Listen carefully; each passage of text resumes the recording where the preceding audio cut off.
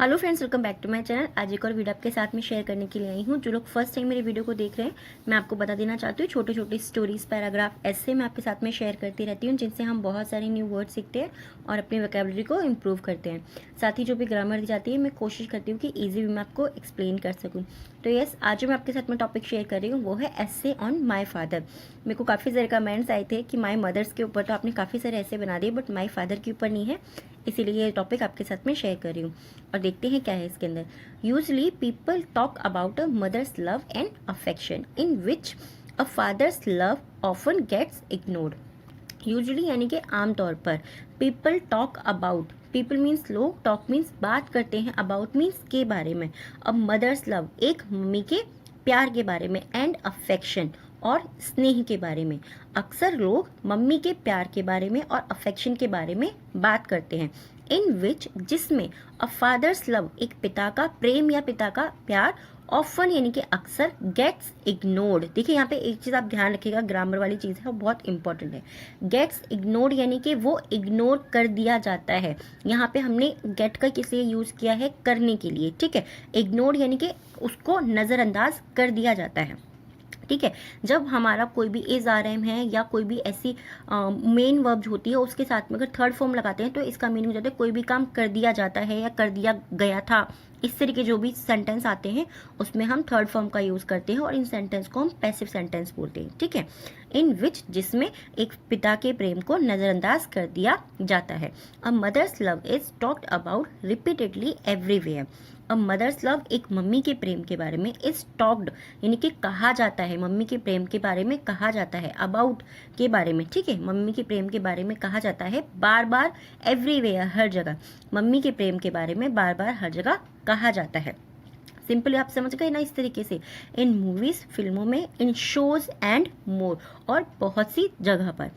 Yet, अभी भी, what we fail to acknowledge, what क्या, वी फेल हम असफल हैं, ठीक है, वी फेल यानी कि हम असफल हैं, टू एक्नॉलेज, एक्नॉलेज मीन्स क्या होता है? एक्नॉलेज मीन्स होता है स्वीकार करना, किसी भी चीज़ को या किसी भी बात को स्वीकार करना। येट, अभी भी, या आप ये भी बोल सकते हैं कि अभी भी या आज भी, बट अभी भी इसके लिए बिल्कुल करेक्ट होता है, ठीक है। हम स्वीकार करने में फेल हैं यानी कि असफल हैं। Is the strength of a father, एक पिता की स्ट्रेंथ को यानी कि एक पिता की ताकत को स्वीकार करने में हम असफल हैं। ऑफ का मीनिंग होता है का, मैं बहुत सारी वीडियोज में आपको बता चुकी हूँ। छोटे छोटे से वर्ड्स को भी अगर आप ध्यान से देखेंगे तो आप बहुत ज़्यादा इंप्रूव करेंगे। विच ऑफन गोज अननोटिस्ड, विच जो कि ऑफन यानी कि अक्सर, गोज अननोटिस्ड जिसको अक्सर ध्यान नहीं दिया जाता है, ठीक है। Father's blessing which not many people have in their life, father's blessings यानी कि पिता का आशीर्वाद, विच जो कि, नॉट मैनी पीपल हैव बहुत से लोगों के पास नहीं है, इन देयर लाइफ उनके जीवन में, पिता का आशीर्वाद जो कि बहुत सारे लोगों के जीवन में नहीं है। It would also be wrong to say that every father is the ideal hero for their kids, ठीक है। But it would also be wrong, it would यानी कि ये कहना होगा, ठीक है, बी मीन्स होना, रॉन्ग मीन्स गलत, ये कहना भी गलत होगा।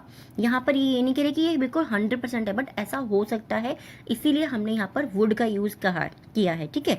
It would be also wrong, ये कहना भी गलत होगा, टू से मीन्स ये कहना भी गलत होगा, दैट कि every father is the ideal hero, कि हर एक पिता जो है वो आदर्श नायक है, फॉर देयर किड्स उनके बच्चों के लिए, कि हर पिता जो है आदर्श नायक है उनके बच्चों के लिए।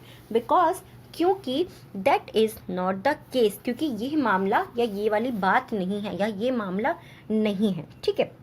However, हालांकि I can vouch of my father without any second thought. I can watch, watch means क्या होता है? इसको वॉच बोलते हैं हम, ठीक है। इसको वॉच मीन्स होता है एक तरीके से शपथ लेना, या फिर हम बोलते हैं कि मैं प्रतिज्ञा कर सकता हूँ, मैं या इस चीज़ के ऊपर मेरा दृढ़ विश्वास है कि मैं इस चीज़ के लिए बिल्कुल मतलब ठान सकता हूँ, आप इस तरीके से समझ सकते हैं। आई कैन वॉच यानी कि मैं प्रतिज्ञा कर सकता हूँ या फिर मैं शपथ ले सकता हूँ, फॉर माई फादर मेरे पिता के लिए, without any second thought, without means के बिना, एनी मीन्स कोई भी, सेकेंड मीन्स दूसरी, थॉट मीन्स विचार, बिना किसी दूसरे विचार के बिना मैं अपने पिता के लिए प्रतिज्ञा ले सकता हूँ या प्रतिज्ञा कर सकता हूँ। व्हेन जब, इट मीन्स यह है, ठीक है, व्हेन जब, इट यह comes to being an ideal person, जब यह बीइंग मतलब होने के लिए, एन एक आइडियल यानी कि आदर्श पर्सन यानी कि व्यक्ति, जब यह एक आदर्श व्यक्ति होने के लिए आती है। तो यानी कि वो इस सेंटेंस के अंदर हम क्या कहना चाह रहे हैं कि अगर मेरे पिता के बारे में ये बोला जाए कि वो आदर्श व्यक्ति हैं, तो मैं उनके लिए शपथ ले सकता हूँ कि वो हाँ वाकई में एक आदर्श व्यक्ति हैं। माई फादर इज डिफरेंट, मेरे पिता डिफरेंट है, भिन्न है, यानी कि अलग हैं। ठीक है, डिफरेंट मीन्स होता है भिन्न या अलग अलग। भिन्न भी सही वर्ड होता है, काफ़ी सारे लोगों को नहीं पता होगा, बट भिन्न होता है।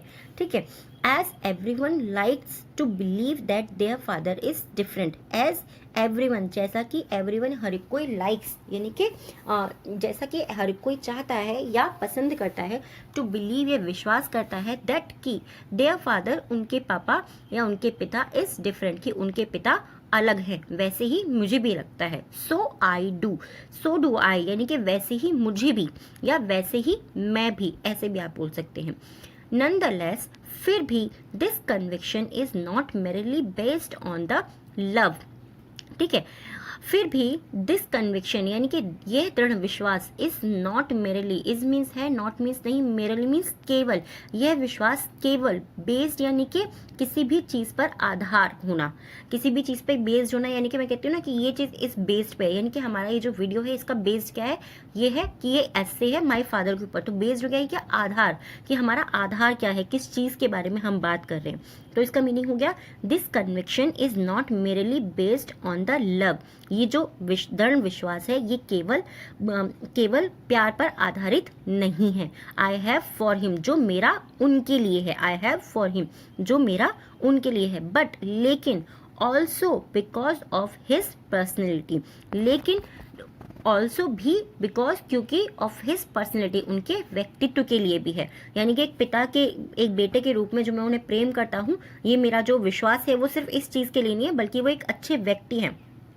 उनका जो व्यक्तित्व है वो बहुत अच्छा है, वो उस चीज़ के लिए है, वो ये बोलना चाह रहा है। ठीक है, माई फादर ऑन्स अ बिजनेस, मेरे पिताजी एक बिजनेस के मालिक है, एंड अ क्वाइट डिसिप्लिन्ड, और क्वाइट मीन्स काफ़ी, डिसिप्लिन्ड यानी कि अनुशासित हैं, यानी कि अनुशासन में रहना वो पसंद करते हैं। इस तरीके से भी आप इसको सेंटेंस को सिंपली समझ सकते हैं, क्योंकि इसका मीनिंग सेंस जो है इसका यही बन के आता है। And is quite disciplined in, quite disciplined यानी कि काफ़ी अनुशासित है, in all expect of life, यानी कि हर एक जीवन के पहलू में या हर एक जगह पर, जैसे कि इसका मीनिंग क्या होगा, एक्सपेक्ट्स यानी कि हर पहलू पर, ऑफ लाइफ अपने जीवन के हर पहलू पर वो बहुत अनुशासित है।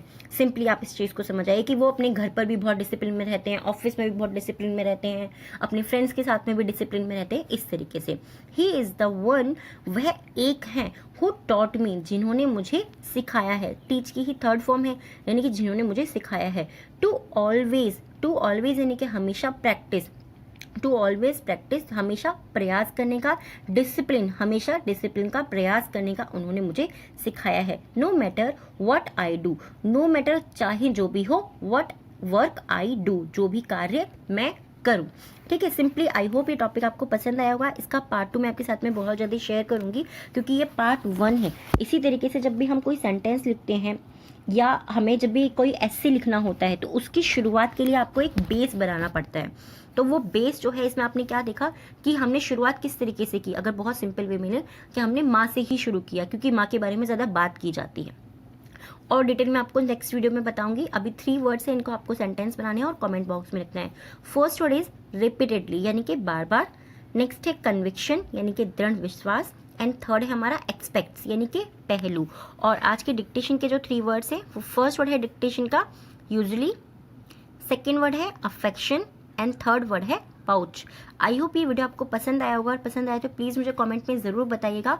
और जब भी ऐसे लिखते हैं तो आप थोड़ा सा उसका बेस बनाने की कोशिश कीजिएगा। काफ़ी सारे कमेंट्स आते हैं, इसीलिए मुझे लगा कि ये चीज़ आपके साथ में ज़रूर शेयर करनी चाहिए।